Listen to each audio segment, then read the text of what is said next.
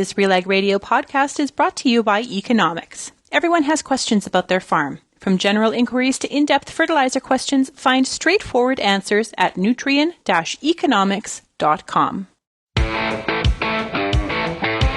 It's time for RealAg Radio on Rural Radio Channel 147 on Sirius XM.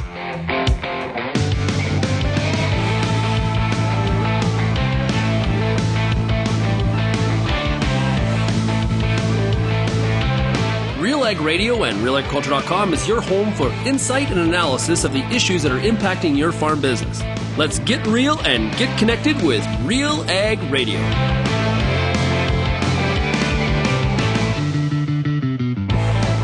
Welcome to RealAg Radio here on Rural Radio 147, Sirius XM. Shaun Haney, your host here on this Wednesday midweek edition of the show. And hey, thanks so much for making RealAg Radio and Rural Radio 147 a big part of your workday. And of course, as always, big shout out to everybody listening out there on the RealAg Radio podcast. Well, we got a great one for you today. Good friend of mine, Chip Flory, host of Agritalk, will be here to break down what's happening in the markets. Yeah, I've been trying to, and this has been a concerted effort on my part this week. The last number of analysts that we have chatted with about the markets have been, they've been quite gloomy, a little bit pessimistic, bearish in tone, indeed. I think Chip's got a little bit of a different perspective here. Maybe we're overestimating how much bearishness that this market is providing us from a fundamental and technical perspective. So Chip's going to be here to talk about how he sees it right now. We're also going to today have a product spotlight with Pride Seeds.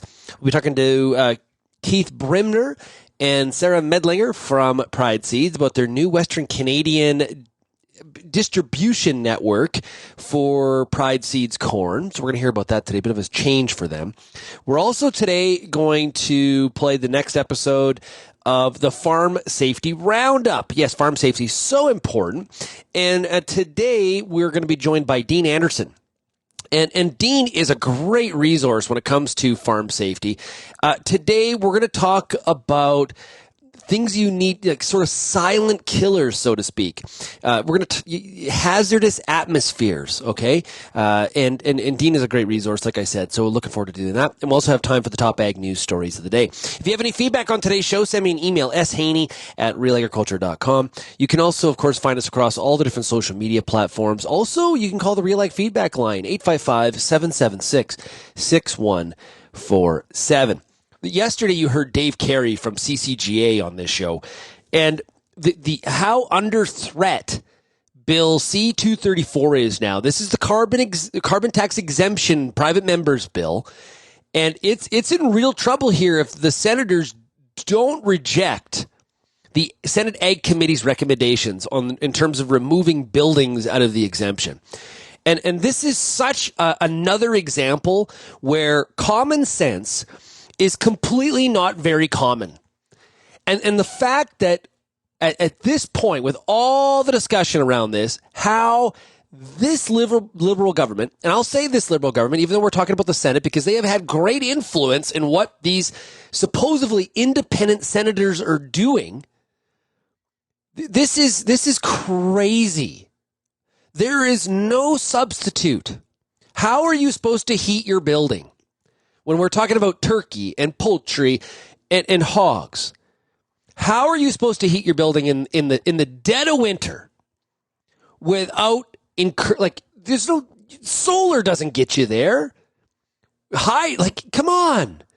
This is crazy. All this is doing is being so committed to a decision you made, you are unable to recognize that maybe you didn't take into consideration all the unintended consequences. And they have tied so closely, the carbon tax to the fight against climate change. And if you aren't for the carbon tax, you are somehow some sort of crazy climate denier. And that is just not true. And this is politics, and it's just, it's just awful. And so now we've got farm groups urging the Senate to basically refuse to accept the Senate Ag Committee's recommendations. So here we are. This is, if you ever wonder where do our checkoff dollars go? This is the situation. This is the situation where the checkoff dollars go. Having the resources and the lobbying muscle and being able to be and it's wonky. I know we don't all understand how bills actually get passed. We don't pay close enough attention in grade 7 social studies. I've had to really do some reading up here on how this process works. I'm right with you there. Okay. But this is where the checkoff dollars go. And I really, really hope, and hope is not a plan, but I hope that the Senate listens to farm groups and says, no thank you, Senate Ag Committee. And there are senators like, obviously, Mr. Delphond out of Quebec that has created a lot of havoc on this and has slow-played it all through the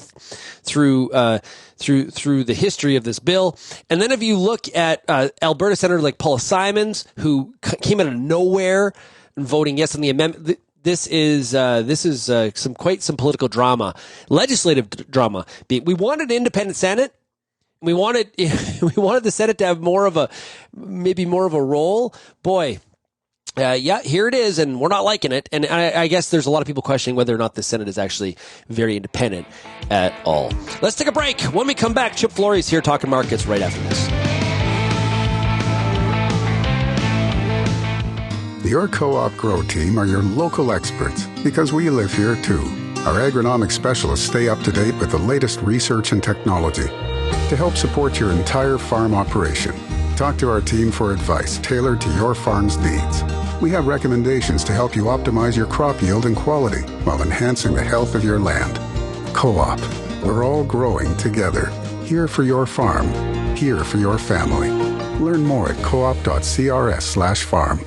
Peter Johnson at WheatPete, RealAgriculture.com. I'm the host of The Word, and I love doing The Word. I love the questions. I love the challenges. I love having to apply agronomics to all over the globe and areas outside of my normal jurisdiction. Also, I love the feedback the most, where growers challenge me, tell me about their plot results, help me to learn. The Word, absolutely the best part of my day. If you're involved in the agriculture industry, it's important to stay informed on all the latest issues affecting your business. At RealAgriculture.com, we offer fast, reliable news, information, and insights to help you keep on top of all of the latest in Canadian agriculture. Visit RealAgriculture.com and sign up for our free daily newsletter covering everything from news, agronomy, animal agriculture, and much more. Visit RealAgriculture.com/subscribe today.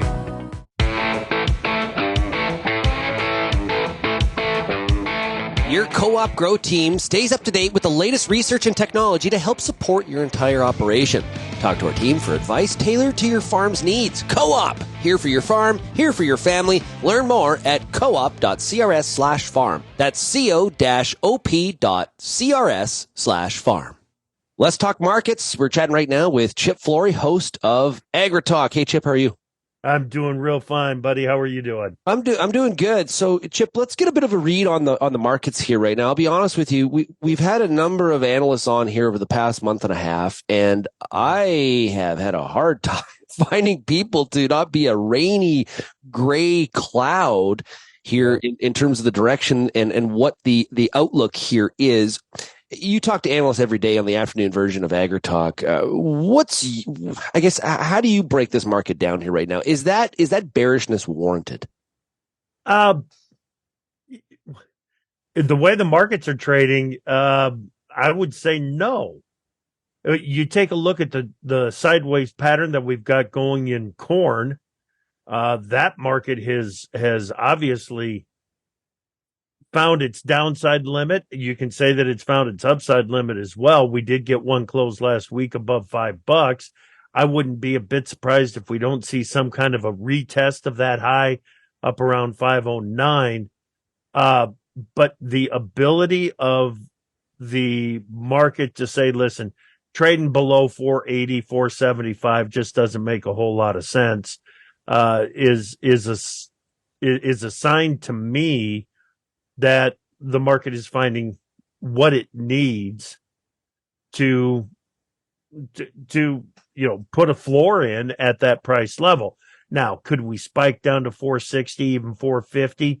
Yeah, but if we do, I don't think it's going to be for very long, and we're going to be right back into this sideways trading range.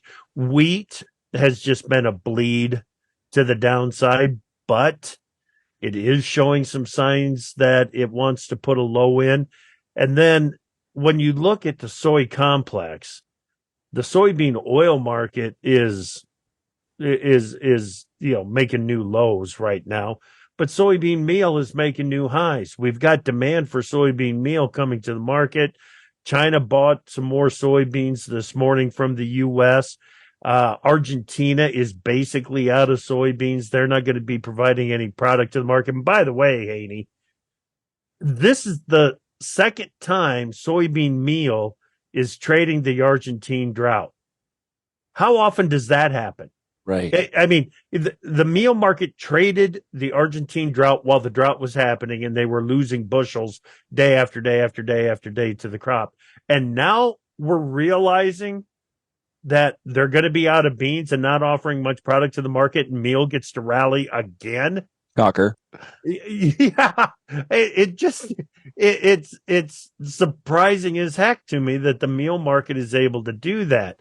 So when you find that kind of variation that's happening in the market right now, I think it's showing us that it wants to put a low in. Well, and a lot of the analysts we've been chatting with have brought up demand as the big issue, the global economic slowdown. You know, what is the buying going to be like? USDA predictions on exports are relatively high in context of, like, say, 5-year averages. What about demand? Okay, we're talk about that. Yeah, China's failure to relaunch coming out of COVID is a big part of it, and the fact that the economic issues in China are slow to develop, to say the least. But we're going to get GDP for the U.S. tomorrow, and it's expected to be like 4.2, 4.3%. So we've got economic activity here in the U.S. Typically, that is enough to generate some economic activity in other spots of the world, including Asia.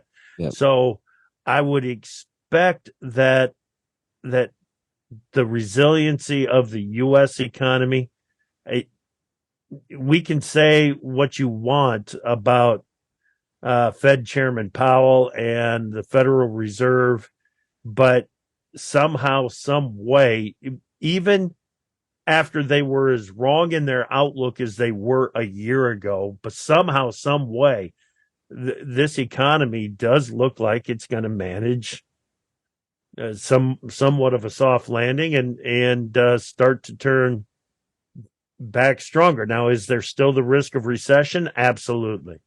I think when you look at the credit card spending and you look at how consumers are reacting to what's going on in the markets right now, I think that there is obviously still the risk of a recession. And the amount of money that consumers are spending on fuel, the amount of money that consumers are spending on housing right now, good grief.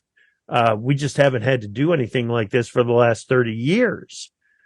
So how that's going to have an impact on their regular spending is still left to be determined. And that's really what's going to determine if we're going to be in a recession or not, and if that's going to impact the grains. So you've got the concern about the economies is contributing to the negative attitude in commodities. You've got this lack of demand that has gone on, I think, long enough in corn. We've got Mexico's been building the book for U.S. corn.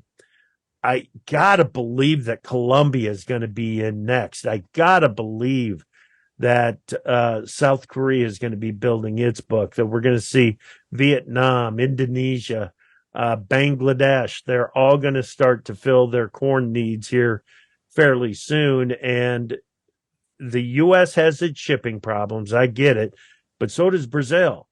And the U.S. is getting more competitive. The doggone dollar rallied hard again yesterday. And if that thing continues to show strength, it might be hard to get a lot of momentum going in export sales.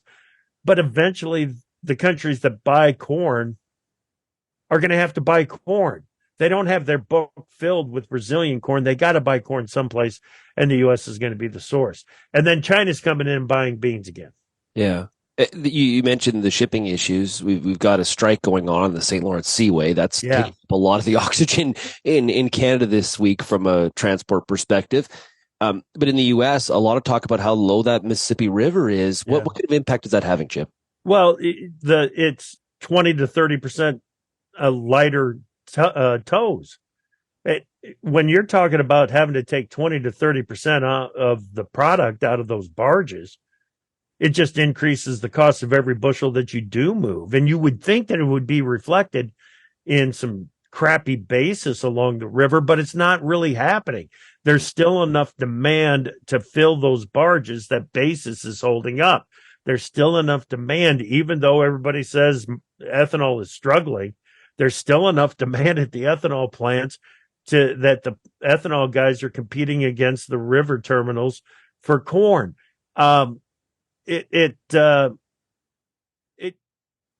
demand conversation is always so negative, but when you look at the realities of the market, with corn basis firming up during harvest and soybean basis firming up during harvest, it can't be that bad. It just can't be that bad. So are we just, if the institutional trade, like, people that are on both sides of the inventory here, the normal stakeholders, I don't know how we should refer to them.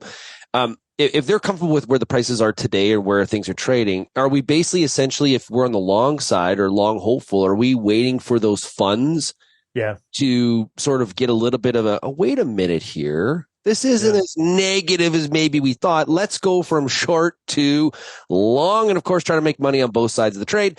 Is that kind of what we're waiting for at this point? Yes, I think that's exactly what we're waiting for. And I think that's what some of the importers are waiting for, to see that sign that it's starting to happen before they go ahead and cover their book. Look at how vulnerable cattle were to one negative cattle on feed report.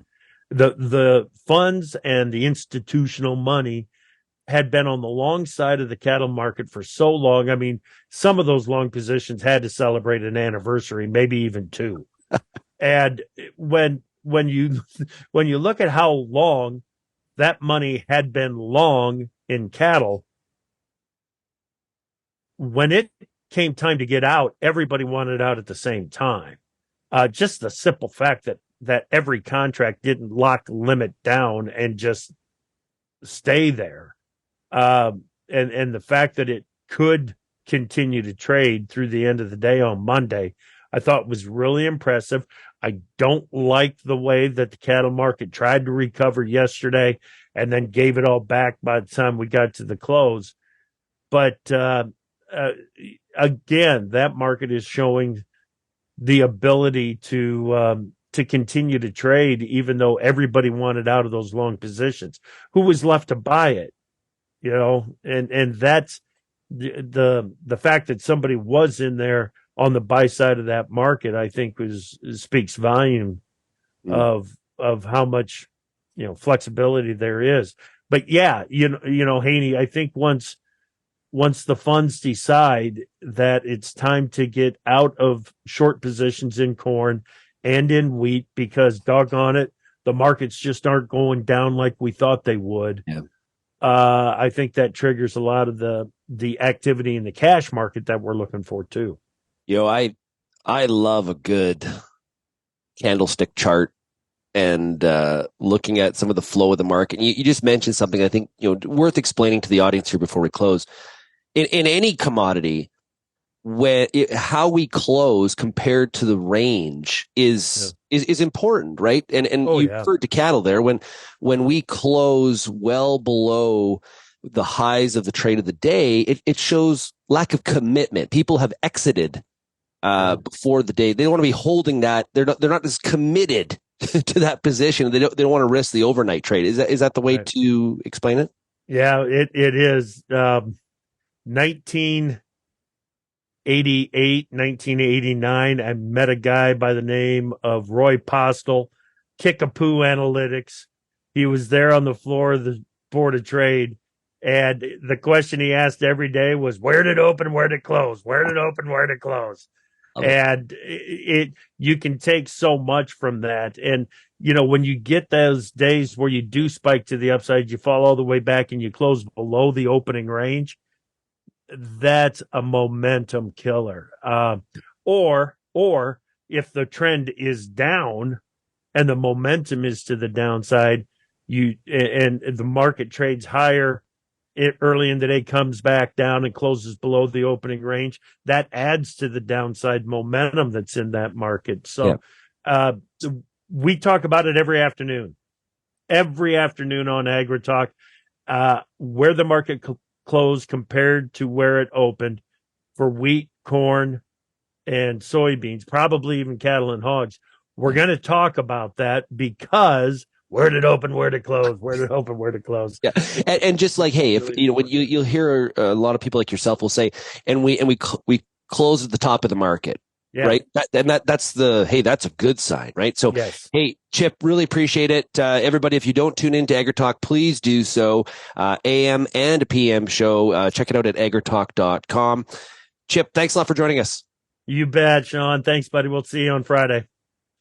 I remember as a kid, we had one of those DTN boxes in our office, right? Because we had a feed yard, and I don't know how old I was, but I spent hours and hours as a kid playing around and learning about the charts and looking at them, and it became really fun. And I really, I still to this day like to really look at the movement of the market, as Chip and I were just chatting about. So that's it's kind of one of those weird things you latch onto as a kid, and it kind of sticks with you throughout your life. So pretty cool stuff.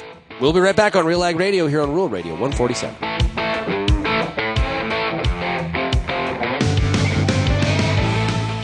What's next for your fields?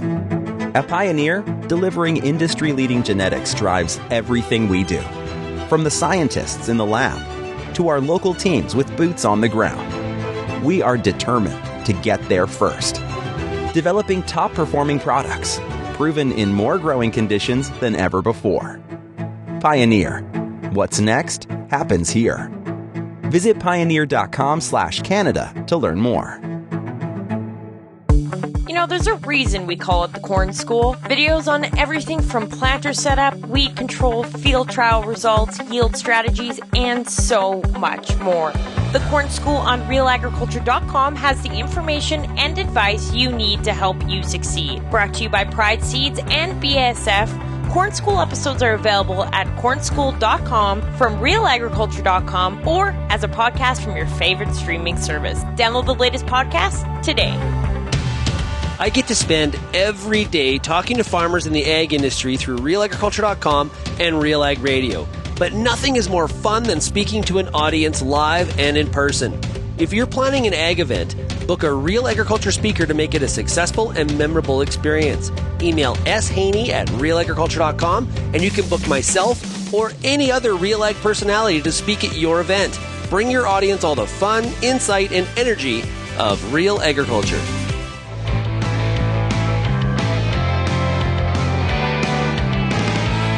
And welcome back to RealAg Radio. It's now time for a product spotlight with long-time advertiser with RealAgriculture.com and RealAg Radio. It is Pride Seeds. It is great to have here today Keith Bremner. He is National Sales Manager. Keith, welcome to the show. Thanks very much, Shaun. Also joining us is Sara Meidlinger. She is the Western Sales Manager for Pride Seeds. Sara, it's great to chat with you again. You as well, Shaun. Okay, let's dig into what's going on with Pride Seeds in Western Canada. Of course, there are a lot of really, really great hybrids that I know you're very excited about and have had great success with in the Western Canadian prairies. Keith, what does the new distribution mean for Pride Seeds? There's some changes here that I know you want to talk about. Yes, there are actually. So really what it comes down to is communication and clearing up those lines. So our new enhanced dealer network will now work with Pride Seeds and the folks here directly and exclusively. This will optimize the customer experience, allow greater access to our agronomy team while continuing to deliver one of high-performing hybrids to the growers of Western Canada. It'll also allow us to communicate with those dealers closely and find out what the needs and wants are of the growers in Western Canada, and to be able for us to react and to bring new products to market that benefit them the most. Keith, when you look at what Pride Seeds' offering is to the Western Canadian prairies, what makes you different or a little bit unique when you compare yourselves to some of the competition that's out there? Yeah, good question, Shaun. So really what it comes down to is we're a seed company and we are strictly focused on seed, right? So if you go into our network or talk to anyone in our company, they're thinking about seed every day, whether it's marketing, finance, production. And, what we find with that is that we have to bring products and sell products that are going to benefit the growers. And they got to be top of mind because that's all we do. We only sell seed. And so that's where our success comes from. And I guess that's probably our biggest difference. The other thing is we do have quite a silage breeding program where we breed silage specific hybrids. Not too sure how many other companies are doing that specifically, but really taking a look at, separating out our grain corn, our dual purpose, but then also having those certain hybrids that are just specifically for silage. Now, Sara, when we think about some of the audience that is out there listening to RealAg Radio, how can Pride Seeds assist them when they're trying to select a hybrid for their farm? And I think that's the important piece of this. It's making sure you select a hybrid that is right for you. How do you assist in that? Yeah, absolutely. So there's a few different ways you can go, and really hybrid selection is one of the most important things in growing corn. If you're not growing a hybrid that fits your area, you're not going to have a ton of success. So the first thing I would say is feel free to reach out to myself or Brian Ray. We're happy to talk to you anytime about corn hybrids, no matter where you live. All of our contact information is on the website. Then we also have this great dealer network that Keith mentioned. So the dealers that we have, they've known the products. They've been growing, or they've been recommending the products to growers for a number of years. So they're going to have their interpretations and they're going to know what's going to work in your area. And then your last resource would be plot data. So going back to our website, www.prideseeds.com, go look at plot data. We do plots all across the country, including Manitoba, Saskatchewan, and Alberta. So if you're looking look at your area and see if there is a plot there, see how hybrids performed. So Sara, speaking of those hybrids in the market, how did they perform this past year? If you had water, it was a great year to grow corn silage, I would say. We had the heat, so I would say most hybrids were yielding average, if not above average. So that was a good year to be a corn silage grower. Absolutely. Heard some phenomenal, great stories this year, successes that people had. Now, if somebody wants more information, Sara, where do they find it? They can go to www.prideseeds.com, or you could give us a follow on Twitter or Facebook. Keith, thanks for joining us. Yeah, thanks. Great working with you, Shaun. As well, Sara. Great to chat with you again. Yeah, we'll see you later, Shaun. Okay, we'll be right back on RealAg Radio here on Rural Radio 147, Sirius XM.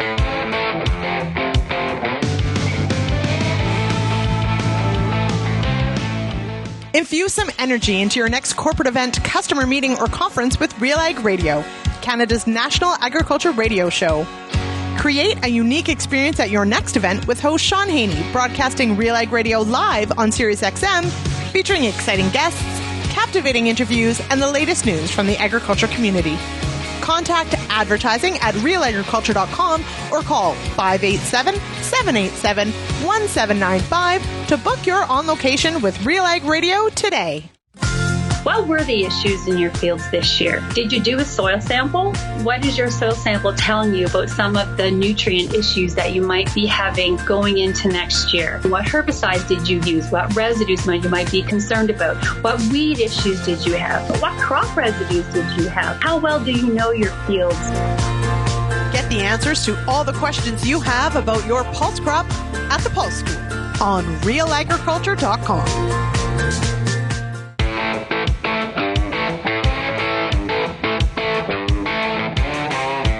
We launched a new series at RealAgriculture.com called the Farm Safety Roundup. Today, we're going to talk about hazardous atmospheres. So, of the many hazards that exist on a farm, hazardous atmospheres are often they're often unseen. Hazardous atmospheres can be found all around the farm, with grain bins, silos, outbuildings, manure pits are another example. If farmers and workers are not aware of it, honestly, the outcome cannot be ideal and can be even tragic. Here to talk about this topic is Dean Anderson. He is Strategic Advisor for Agriculture with WSPS Health and Safety. Dean, great to chat with you. Good morning. Okay, so let's dive in here. So, Dean, from your perspective and your career in this area, what makes an atmosphere hazardous? The atmosphere can be hazardous from several things. Generally, one of the main things we consider is the fact is the oxygen level, too little or too much. And the way that happens is usually there's a contaminant in the air, right? So it's something like a gas or a vapor, fumes, dusts, mists, things like that, and it makes it hazardous to inhale or breathe or be in that environment. So it could be something like methane, but that's an explosion hazard, but it's still a hazardous atmosphere. If that makes sense to you. Yeah, it does. And in all of in both those examples, they're invisible, right? Yeah, and that probably speaks to why there's such a danger here. Well, I think one of the dangers is most long-term farmers already know the hazards that could exist. The biggest trouble is they become complacent. And in their complacency, if they have new workers or visitors, they don't necessarily make them aware of it. And it's not like something that's spinning. It's something that's just there in the air, right? Mm-hmm. So as you were saying, it's the invisible hazard. They are invisible hazards. They can occur in a confined space, but they can occur in the total inside area of a barn. And the other part of this too, as I was reading up on it, is that even just a few seconds of like something like oxygen depletion, it can create problems, right? Well, so some of the gases that occur in farming situations, hydrogen sulfide, carbon dioxide, they actually displace the oxygen. And in hydrogen sulfide, for example, it actually acts like a nerve paralyzer. So that you actually, one breath could be enough at a concentration to stop you from breathing. So that the critical thing is if you're not getting oxygen to your brain, you're in trouble. And if you go down instantly because you walked into this atmosphere, then obviously your chances of survival relies on a observer, someone, the second person. And we work alone a lot in agriculture. Yeah, like some examples I know you and I were talking about previously, like, hosing off inside the barn with gas-powered pressure washers, or even just being kind of adjacent or close to something like agitated manure. It can create issues, right? So using a gas engine inside, a pressure washer, you shipped your chickens and you're washing down your barn. In cold weather, people sometimes go, well, let's just run the engine inside. That carbon monoxide can build up in less than 5 or 10 minutes. And what happens is you feel weak, you get woozy, you sit down, you rest. The trouble is you're resting and relaxing in that atmosphere of carbon monoxide. Yeah. So if you don't get yourself outside, it's a problem. Simple solution, put the motor outside. Something like hydrogen sulfide in manure, it actually is in the solution. And if you agitate it at all, the gas comes out like pop when you shake your pop bottle. So it doesn't take a lot of space. You shake the pop bottle, it sprays out the top of the bottle. The same thing happens with hydrogen sulfide. and hydrogen sulfide displaces the oxygen. It's very quick. You don't get. We've had people walking across tanks, they agitate it, and the trouble is the hydrogen sulfide levels go through the roof, and they succumb right there in the tank. Now, unfortunately, there's also examples of where there's been pretty substantial injury and unfortunately even death, not just in Ontario, but of course beyond the borders as well. Yeah, I started in this industry in 2000, and one of the first cases I remember was 3 workers went into a manure tank on a farm, and there was less than 3 inches of material on the bottom. The worker had been told to never go in the tank. First one went in, went down. Second one went in to rescue him. Third one went in to rescue him. The fourth person realized as he was getting into the tank, he wouldn't have been able to rescue them and needed to go get help. But it could have been a fourth person. That's how quick and fast it happens. Another example is when people ship pigs, for example, they tend to turn off the ventilation in a barn, saves energy. Methane levels then continue to form. And then the trouble is go into the barn 2, 3, 4, 5 days later, flip a switch and a spark occurs and the methane just blows up. We've had some very serious barn explosions and fires with workers injured that way. And that's just the way it happens. Man, yeah. I was even thinking like someone enters the barn smoking a cigarette or something like yeah, wow, like that. And it just and the thing is, like you'd mentioned, invisible, and just like that, the negative impacts can be there. So that's definitely stuff to be keeping top of mind. So let's talk about how we protect not only ourselves and our family, but also the people that are working on the farm as well. Let's talk about protection. Yeah, I think the biggest thing is that, as I say, most farmers, a dairy farmer, for example, will know he's got the hazards around his silo and he's got the hazards around his manure pit. He may become complacent around them, but the issue is if you hire someone new, bring in a worker, someone comes to visit the farm, there's children visiting at the house and they come out to the barn to play, which does happen. You need to make people aware. Simple things like just educating people, putting a sign up, hazardous atmosphere, in this environment. If there's an explosion or a flammability hazard with methane, put a sign up. Anybody coming up to the door, the guy coming to fix an air compressor on a cooling system or something, he knows that there could be an atmosphere there. So that making people aware, supervising people when you've told them how to do things becomes very easy. Have a written plan. The plan should also include what happens if you find someone that's down. What happens if you're going to go into an environment, you should be phoning somebody, at least minimum, to let them know that you are going into the grain bin, you're going into the silo, so that if they don't know where you are, they know where to find you. Something like a PPE, dust masks are generally not good enough for these. They're either poisons or they're oxygen depleters. So if they're poisons and they're oxygen depleted, you need to get an air system. You can turn, say, the blower on a silo, let it run for 15 minutes, and that blows the silo gas out at that point in time. Leave the fan on, then go in. That's all part of the plan of how you're going to enter into the situation. When agitating manure outside, make sure you're not in an inversion. That even helps it concentrate closer to the ground. A good breeze is always helpful. Neighbors may not be happy. The guys driving by the road may not be happy, but you eliminate that emergency risk of high concentration of gases. You should never go into any kind of a situation like a grain bin or a silo without an observer. That's a number one standard rule.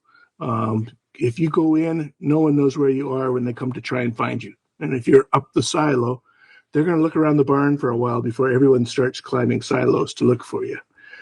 So you need some way of telling someone you're up there. As simple as taking your hat and putting it on the bottom rung of the silo before you go up. At least they go, oh, there's Jim's hat. Jim's probably up the silo. So those kind of things help. Obviously, communicating it's better. And anytime you use a small gasoline engine, the To make jobs easier, someone might take a leaf blower in to blow around some straw litter or that kind of thing. Gas engines, especially two-cycle, generate carbon monoxide at very fast rates. 5 minutes in a garage running a pressure washer just to wash your pickup truck, you could have levels that'll be high enough to set off your carbon monoxide sensor if you have one. And that's a great thing to do in a shop. Put the carbon monoxide sensor in. They're relatively inexpensive. Put a methane sensor in your pig barn, so that way you actually get alerted before you even go in. So those are other things you can do. The biggest thing is educate and make sure everyone's aware. And then if you see someone breaking your rules, correct them.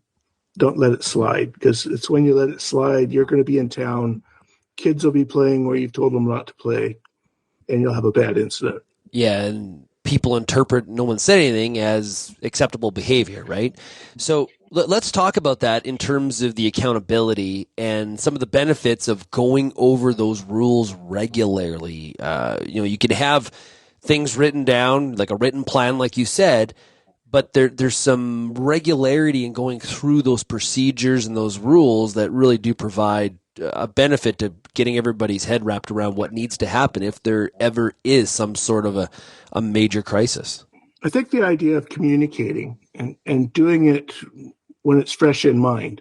So you're going to be filling silos, and it's going to take you a day and a half to fill it, and then you're going to have a week or so where silo fermentation gases or nitrogen gases could be formed as a danger. Sit everyone down, have that cup of coffee, and go, look, we're filling the silo. Here's our safety things.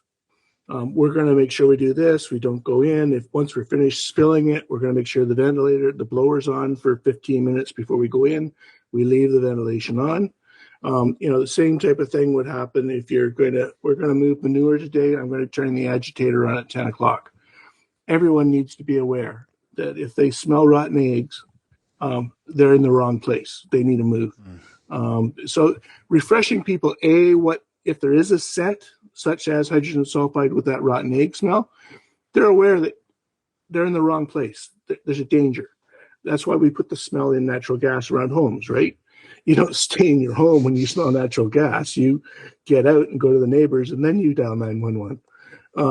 You don't keep watching television.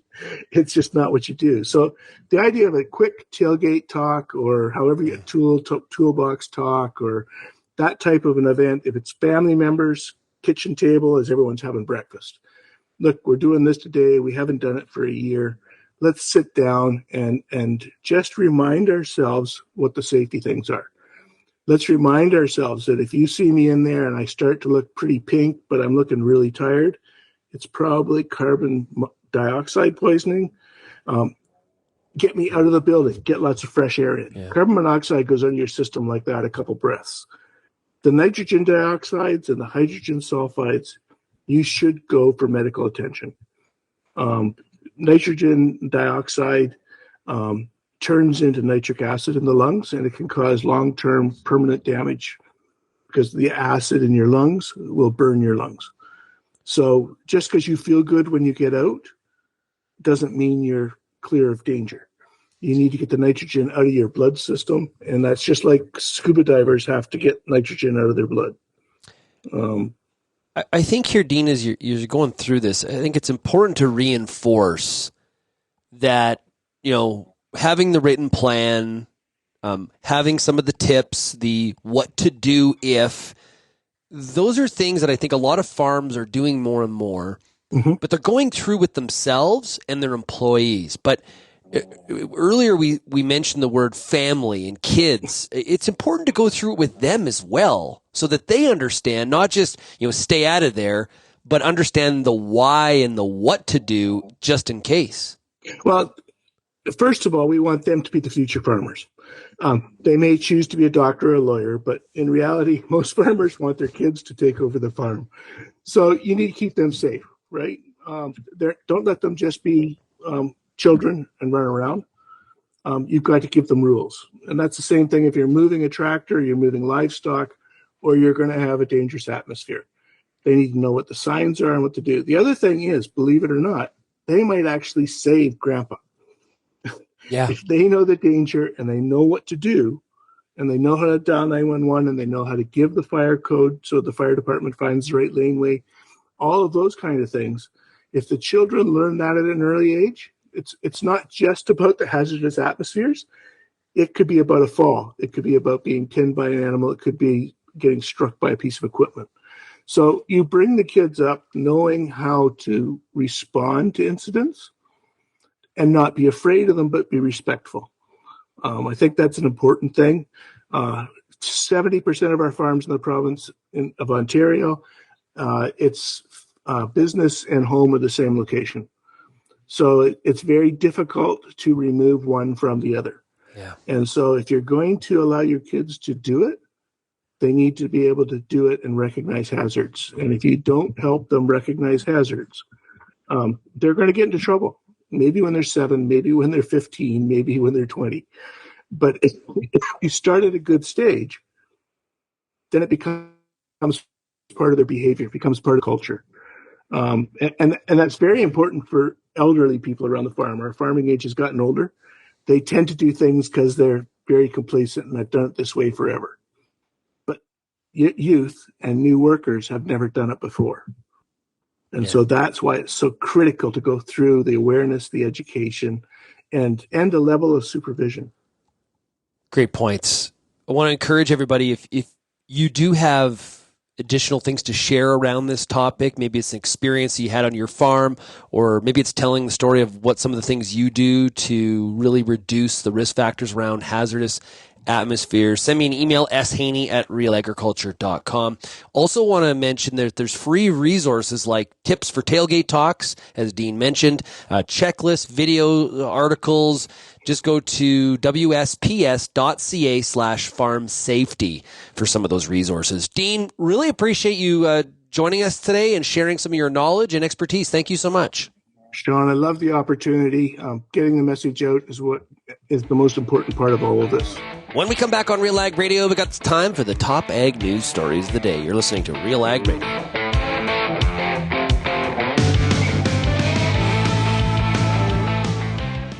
What's next for your fields?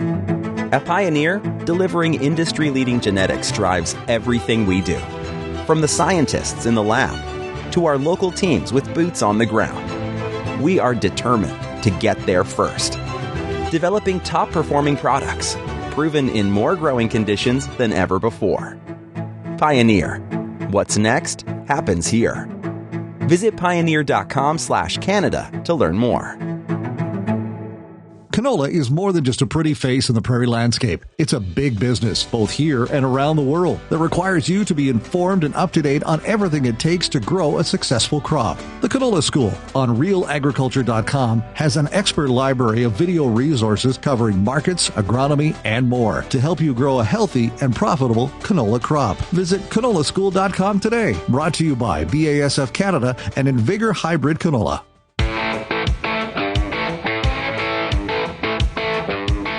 Now time for the top ag news stories of the day. The Bank of Canada has held interest rates steady on Wednesday while downgrading its forecast for economic growth and warning that inflationary risks have increased. So maybe this pause is not very permanent. It sounds like, as I read between the lines there. So according to the story in the Globe and Mail, the widely anticipated decision keeps policy rate at 5%, the highest level in 2 decades. The bank said it was prepared to raise interest rates again if inflation remains stubbornly high. After 10 interest rate increases over the past year and a half, higher borrowing costs are been weighing on consumer spending and business investment while pushing up unemployment. This slowdown means supply and demand in the Canadian economy are now approaching balance, said the central bank, a prerequisite for stabilizing prices. At the same time, the bank updated its near-term forecast for inflation and warned that geopolitical uncertainty, notably the conflict in Israel and Gaza, could push up oil prices and feed through into broader inflation. Decisive Farming and GrainFox have announced a new partnership for a combined digital grain trade and selling options for Canadian farmers. So GrainFox, a provider of digital agricultural and financial tools, delivers data-driven insights to farmers through a mobile or desktop interface. It provides marketing insights and crop sales recommendations customized to each farm business.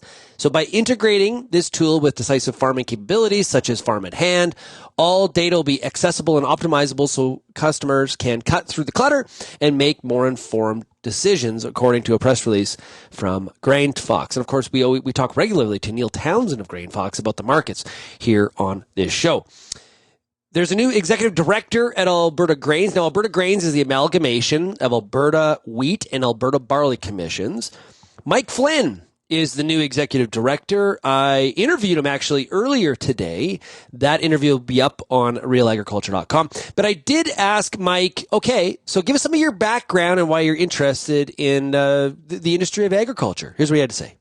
Well, it actually is a lot of executive directing. I've been the executive director for a whole bunch of different organizations that have come from completely different sectors of the economy.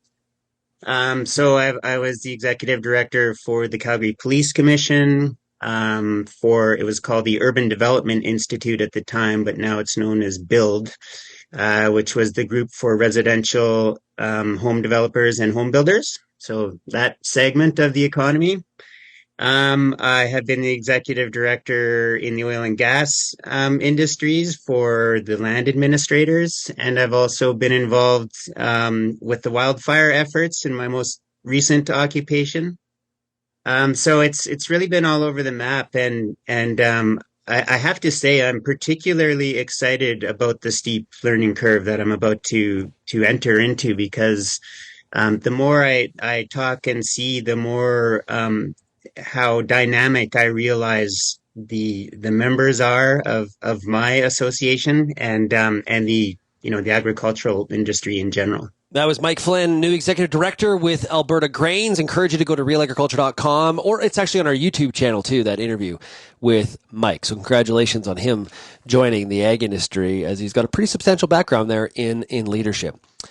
Today, the Canadian Cattle Association, together with Ducks Unlimited and the Nature Conservancy of Canada, hosted an independent pre-COP28 dialogue on climate adaptation through sustainable livestock systems. The event explored bridging the nexus of climate change and biodiversity loss through cross-cutting themes of sustainable production systems and food security, as we discussed the implications, jeepers, of grassland conversion and sustainable food production to feed a growing population. So at the close of the event, the organizations were excited to highlight efforts currently underway on the Grasslands Conservation Initiatives, an industry-led proposed initiative by CCA providing multi-pronged approach to protect biodiversity, contributing to global food security, and restore agricultural lands and habitats. The St. Lawrence Seaway, this definitely catching the eye of the global news community. A story in the Wall Street Journal, striking St. Lawrence Seaway workers and management to resume bargaining on Friday, aiming to ease shipping impasse. Workers on strike on the St. Lawrence Seaway and the Canadian company overseeing the vital trade route are scheduled to return to the negotiating table. The St. Lawrence Seaway Management has confirmed that talks with the labor union Unifor are set to take place on Friday morning with the aim of resolving an ongoing impasse on the Canadian side of the shipping corridor. This labor dispute has resulted in a disruption of over 100 vessel operations. And I think we reported earlier this week about $25 million a day in lost economic activity. China boosts economic stimulus efforts with increased sovereign bond issuance and budget deficit target. Now, this is important, how good the Chinese economy is doing, tying it to what we talked about with Chip Flory earlier here today on the show. We need the Chinese economy to be healthy to stimulate commodity demand. Those two things are very, very connected. China intensified its economic stimulus efforts by issuing additional sovereign bonds and raising its budget deficit targets outside of the regular legislative session, marking the first such move in over a decade. So there you go. Let's hope it works. And China needs to buy lots of wheat, soybeans, corn, canola, and all the commodities that we like to export to China. If you have any feedback on today's show, send me an email, shaney@realagriculture.com, or of course call that RealAg feedback line, 855-776-6147. Thanks everybody for getting real and getting connected with RealAg Radio. And of course, we'll chat again tomorrow. Cheers, everybody. Thank you for downloading this episode of the RealAg Radio podcast, brought to you by Economics. With one-of-a-kind tools, research, and content, Economics is farming's go-to information resource. Find it all on nutrient-economics.com or download the app.